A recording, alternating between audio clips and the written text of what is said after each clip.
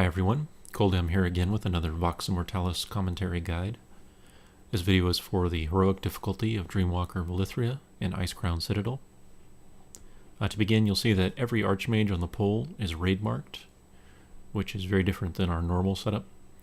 And the reason for this is one of the main changes in heroic is that the Frostbolt volley that Archmages cast now also drains mana. I believe it's around 2,000 mana if it hits you. So that can add up really quickly if you don't have a way to interrupt every cast that they do. So on the pole, I engage as a protection warrior to gather them up, and then use Shockwave for that 5-second stun, followed by a War Stomp to interrupt the next cast. And then after that, every Archmage is assigned at least one interrupter to interrupt the next cast after that, and by then they're usually dead.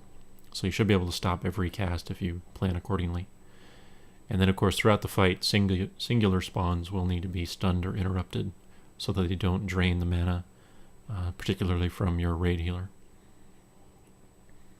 So, other than that, the raid setup that we use compared to normal is significantly changed. On our normal setup and positioning, we use one tank only and one raid healer, and then we use 3 healers on the dragon to get things over with quickly, because the DPS check is not that significant. But we found on Heroic, the DPS requirements were much, much higher, just due to the changes in the adds and the spawn rate. So we ended up using 1 raid healer, 2 tanks, and 2 dragon healers. And we wanted to use 3 dragon healers. We tried a lot, but again, with the DPS was just too high. The requirements were too high.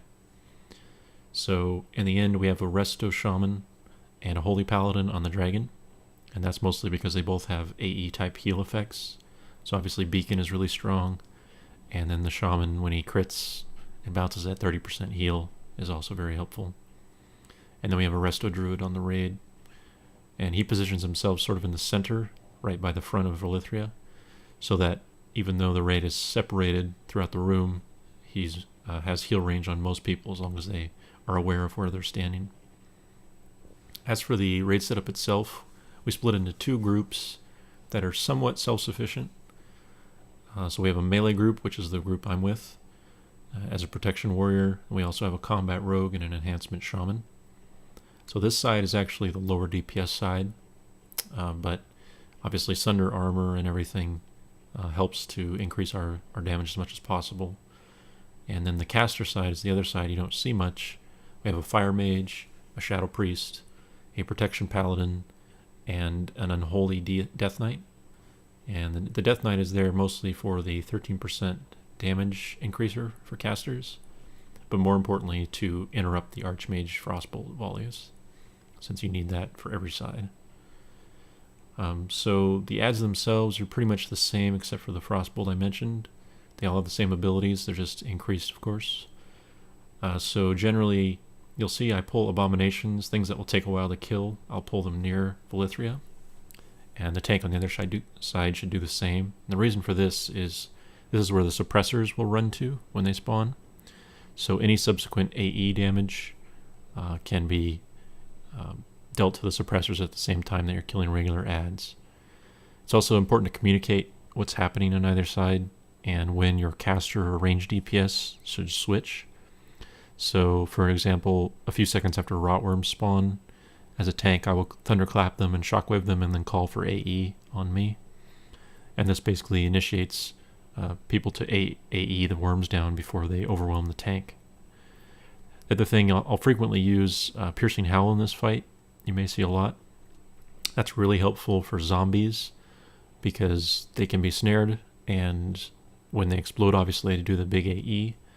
So your melee and even your tank can often run out of the explosion range before it goes off. So that's something that's really helpful.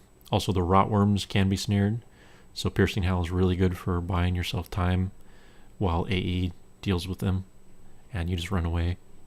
And this will just help your healer out a lot.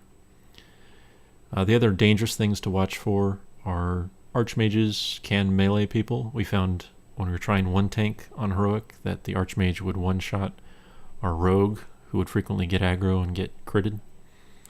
And it was just too hard for one tank to move around the room so much. And we were also wasting a lot of DPS time, especially for melee, when they would run from one side to the other. So that's kind of one of the big reasons we went to this two-sided setup.